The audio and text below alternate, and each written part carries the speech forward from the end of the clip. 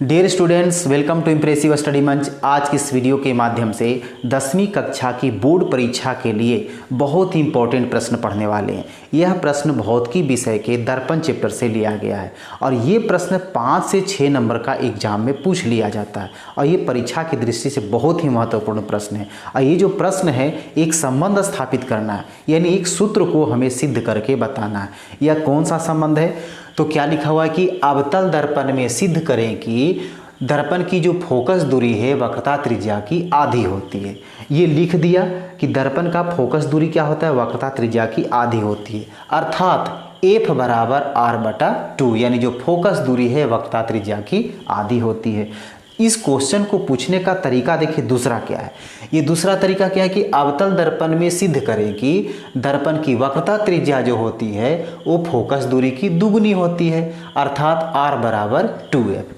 Question क्या है कि पूछने का तरीका दो है, लेकिन इसका आंसर जो बनेगा एकदम सेम एक जैसा बनेगा। केवल नीचे एक लाइन जो लिखाएगा उसको केवल आपको मैनेज करना है कि क्वेश्चन में क्या पूछ रहा है, उसी तरह से हमको अंत में भी लिखना पड़ेगा।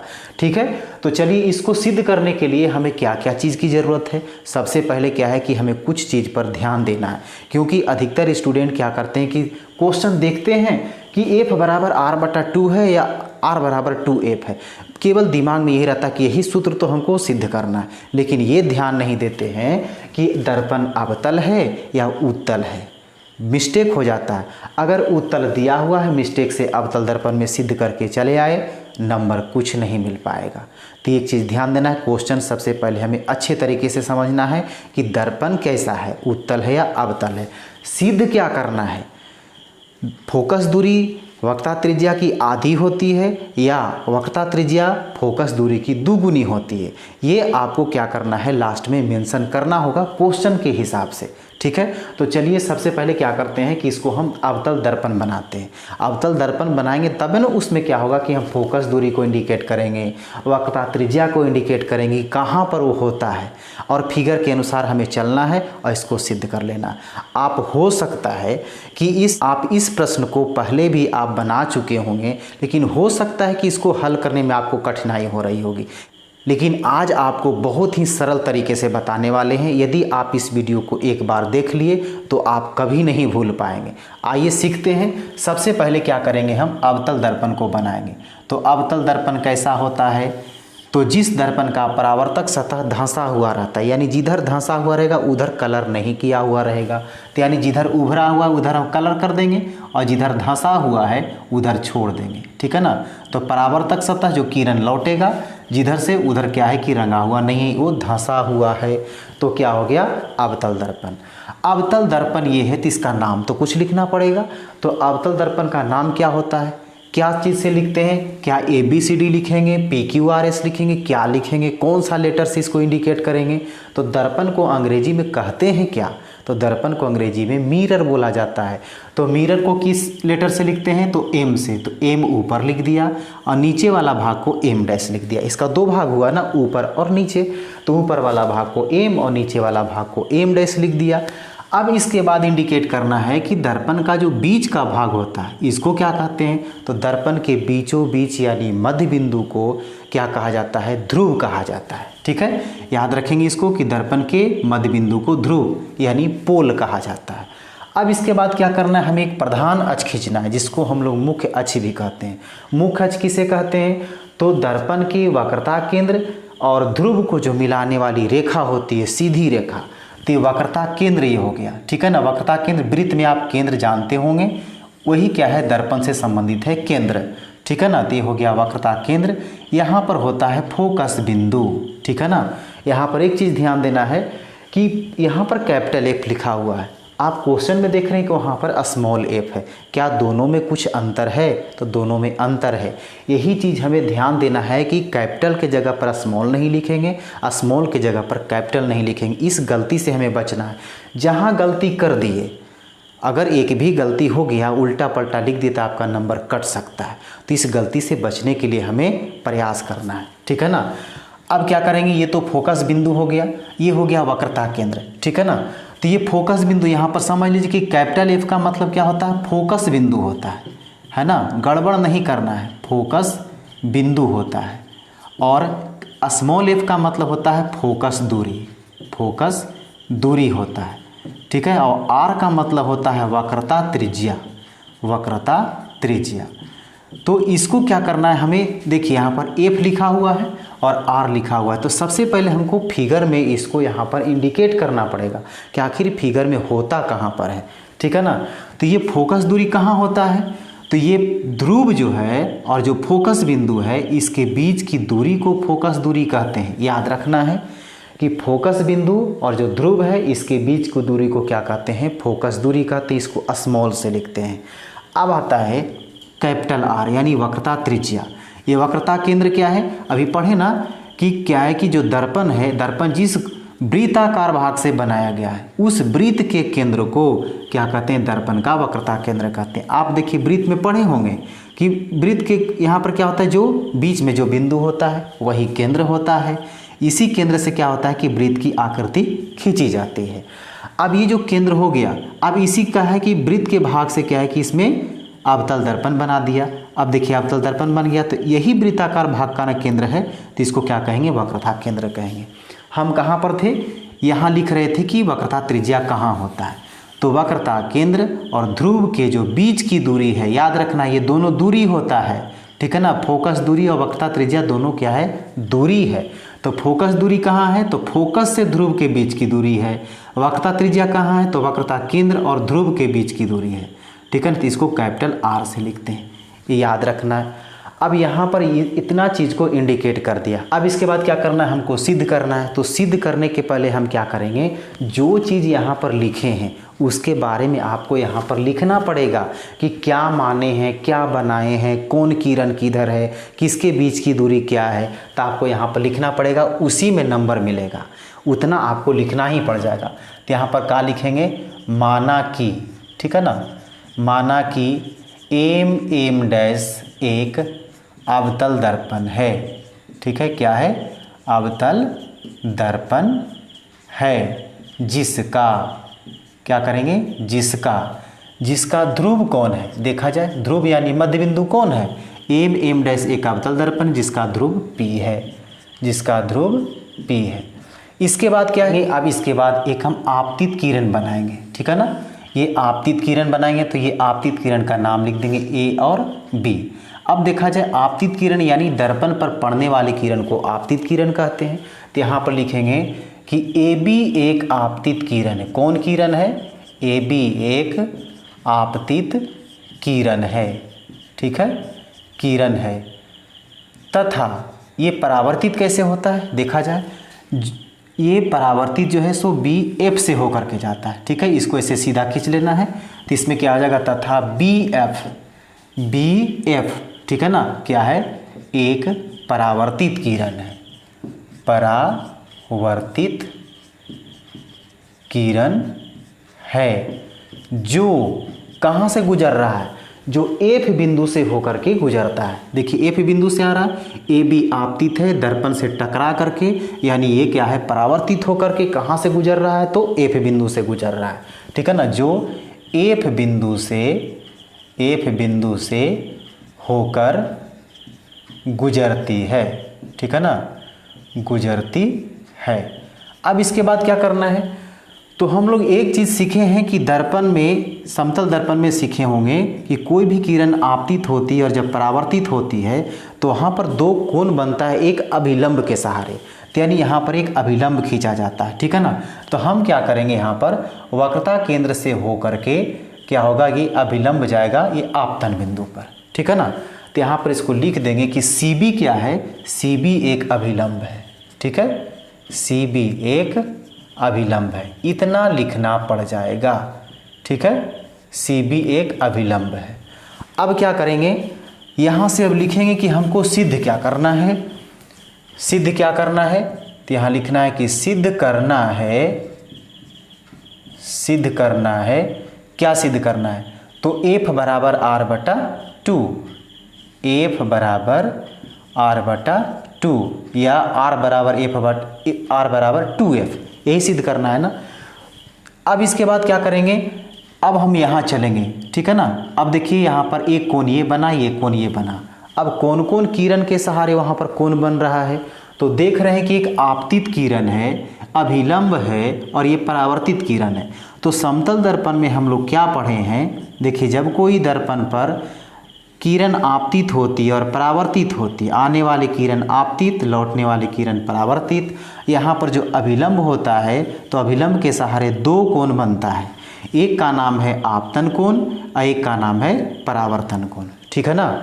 एक का नाम क्या है, आपतन कोण, जो आपतित किरण और अभिलंब के बीच बनता है। तो यहाँ पर देखिए कि आपतित किरण और अभिलंब के बीच जो कोण बना, ये कौन बना, तो ये बना जा करके आपतन कोण। और जो परावर्तित किरण है और जो अभिलंब है, तो परावर्तित किरण और अभिलंब के बीच जो कोण बना, इसको कौन कहेंगे, तो परावर्तन कोण। ये कोण आई हो गया, कोण आर हो गया, ठीक है ना। यानी ये आपतन कोण और परावर्तन कोण हो गया। तो यहाँ पर लिखेंगे हम परावर्तन के नियम से, परावर्तन के नियम से, ठीक है। परावर्तन के नियम से क्या जानते हैं कि आपतन कोण परावर्तन कोण आपस में बराबर होते हैं। तो अब कोण का नाम कैसे लिखा था, जहाँ पर कोण है उसको बीच में लिखते हैं। तो देखिए कोण क्या बन रहा है, ए बी सी, यही कोण बन रहा है ना इतना, तो ए बी सी, यहाँ पर लिखेंगे कोण ए बी सी बराबर। ई कोण का नाम क्या है, तो सी बी एफ, बी बीच में आ रहा है तो सी बी एफ, यहाँ पर लिखेंगे सी बी एफ। ये कैसे बराबर है, तो परावर्तन के नियम में क्या कहता है कि आपतन कोण और परावर्तन कोण बराबर होते हैं, ठीक है ना।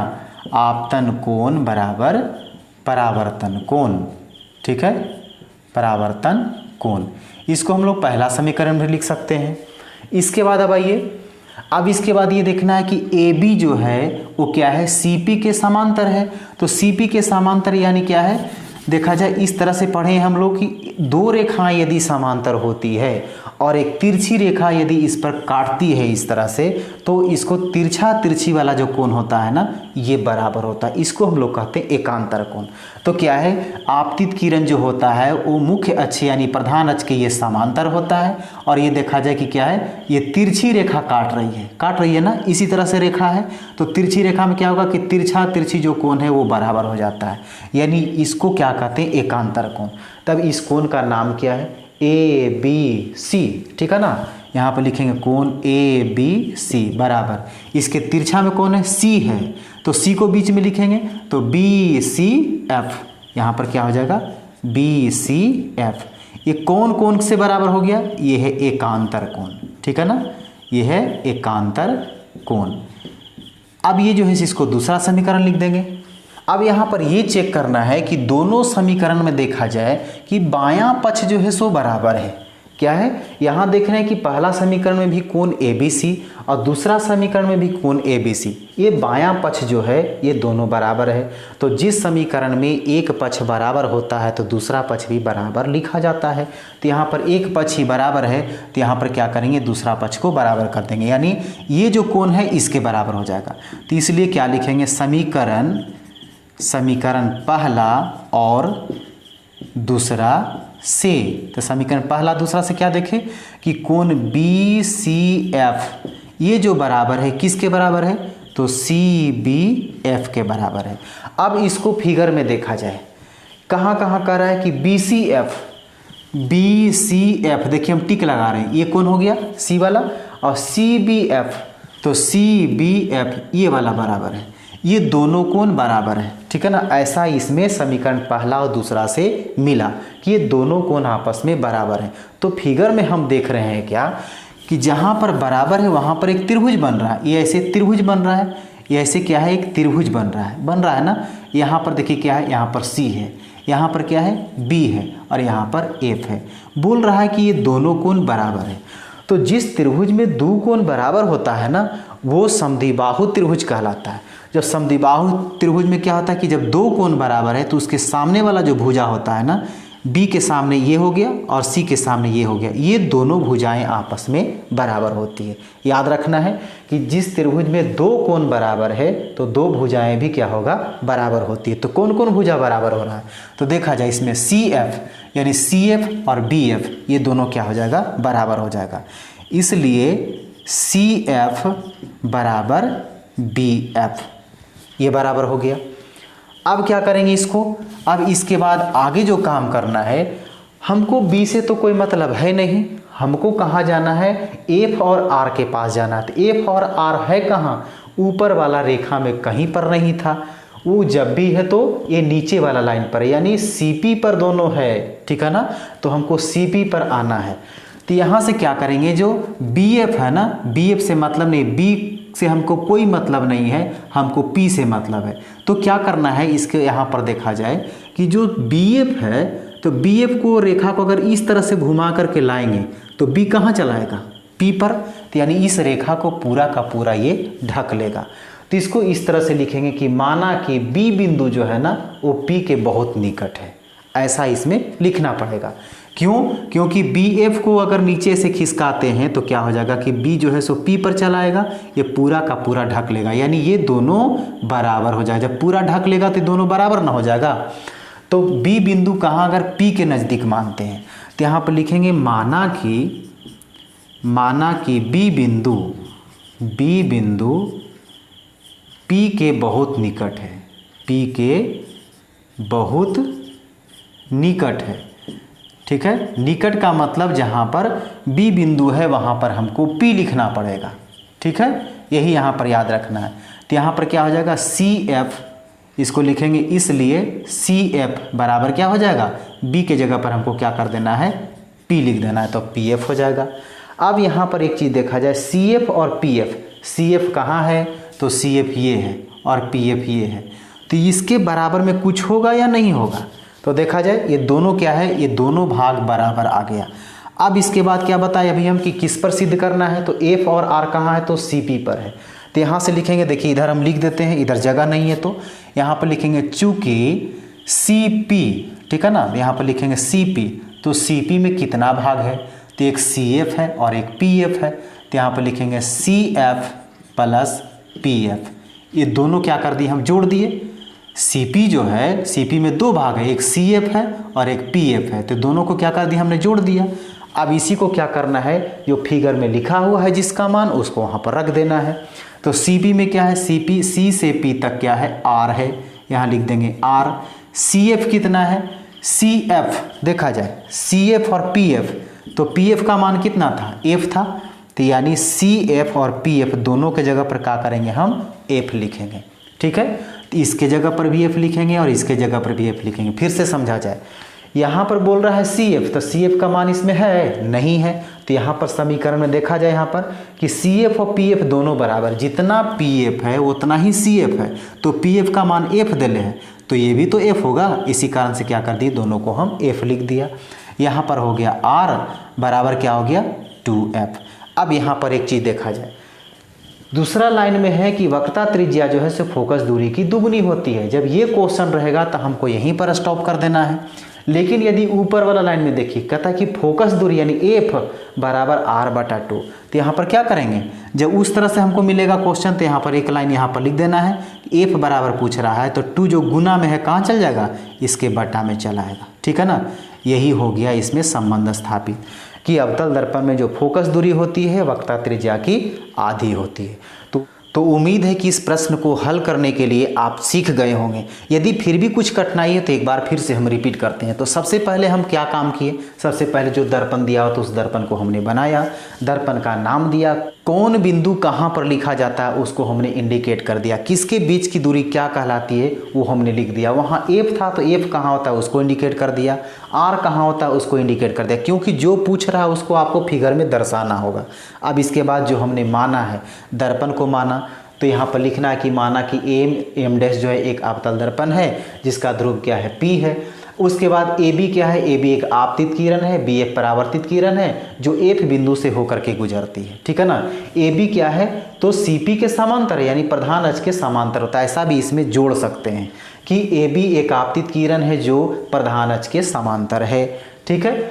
अब यहाँ पर क्या है CB। अब CB क्या है, तो CB एक अभिलंब है। इसके बाद सिद्ध क्या करना था कि F बराबर R/2, यानी जो फोकस दूरी है वो वक्ता त्रिज्या की आधी होती है। यदि नीचे वाला हमको सिद्ध करने के लिए मिल जाएगा तो यहाँ पर लिख देंगे R बराबर 2F। जैसा क्वेश्चन उसी ढंग से यहाँ पर लिखना पड़ेगा, ठीक है। अब परावर्तन के नियम से हमने क्या देखा कि आपतन कोण परावर्तन कोण बराबर होते हैं। तो इस कोण को हमने क्या किया, ABC, B बीच में है तो यहाँ पर ABC लिख दिया कोण। अब यहाँ पर जो परावर्तन कोण है माने परावर्तित किरण और अभिलंब के बीच परावर्तन कोण, तो आपतन कोण बराबर परावर्तन कोण। परावर्तन कोण का नाम क्या है, तो CBF लिख दिया। क्यों बराबर है, तो परावर्तन के नियम में क्या कहता है कि आपतन कोण बराबर परावर्तन कोण। अब इसके बाद क्या है, ABC, ये जो कोण है ना इसके बराबर है, यानी ये कोण क्या होगा, इसके बराबर होगा। कैसे बराबर होगा, क्योंकि हमने क्या देखा कि AB जो है CP के समांतर है। जब समांतर रेखा है तो तिरछी रेखा जब उसे काटती है तो तिरछा तिरछी कोण यानी एकांतर कोण बराबर होता है। तो ये क्या है, AB समांतर है किसका, CP का। ये दोनों रेखाएं समांतर है और CB जो तिरछी रेखा है जब इसको काट रहा है तो ये तिरछा तिरछी कोण जो है ना एकांतर कोण बराबर हो गया। तो एकांतर कोण लिख दिया। समीकरण पहला और दूसरा हमने नाम दे दिया। समीकरण पहला दूसरा को गौर से देखा जाए कि दोनों में क्या समानता क्या कुछ अंतर है। तो देख रहे हैं कि बायां पक्ष जो है ना इधर में ABC दोनों कोण बराबर है तो दायां पक्ष बराबर लिखना पड़ेगा। तो यहाँ पर BCF और CBF समीकरण पहला और दूसरा से देखिए क्या कि दोनों बराबर है। अब ये दोनों कोण हम फिगर में देखेंगे कि फिगर में कहाँ है, तो C और B यही है ना, BCF और CBF। यहाँ ये कोण दोनों बराबर है। देख रहे हैं कि यहाँ पर एक त्रिभुज बना हुआ है, एक त्रिभुज में दो कोण बराबर है। तो जिस त्रिभुज में दो कोण बराबर होता है तो दो भुजा भी बराबर होती है। तो यहाँ पर क्या हो जाएगा, इसके सामने वाला, ठीक है ना। तो देखा जाए BCF, ठीक है, BCF इसके सामने वाला E हो गया, ये कोण के सामने C के सामने वाला E हो गया और B के सामने ये हो गया। तो यानी CF और BF ये दोनों क्या हो गया, बराबर हो गया। इतना लिख दिए। अब जो है ना यहाँ पर BF आया है, CF तो यहाँ पर आ गया, CF आ गया, लेकिन हमको PF चाहिए क्योंकि F कहाँ है, PF पर है, हमको BF पर नहीं है। इस चलते क्या करना पड़ेगा, यहाँ पर हमको कुछ चेंज करना पड़ेगा। B से मतलब नहीं है तो इस रेखा को क्या करेंगे, इस पर लाएंगे। तो यानी B बिंदु जो है सो P पर आना चाहिए। यही यहाँ पर लिखें कि माना कि B बिंदु P के बहुत निकट है, यानी B के जगह पर हम क्या करेंगे, अब P लिखेंगे। तो यहाँ पर क्या हो जाएगा, CF को CF और जो B था वहाँ पर हमने P कर दिया, F का F हो गया। तो CF और PF दोनों का मान कितना है देखा जाए, CF और PF, तो PF F दिया हुआ है, ये दोनों बराबर हैं तो ये भी दोनों बराबर हो जाएगा। तो दोनों को हमने F लिख दिया। अब सिद्ध करना है, क्या करेंगे भाई, देखिए CP पर जाएंगे, हमको यही लाइन पर आना था ना, हमको ऊपर से कोई मतलब नहीं था।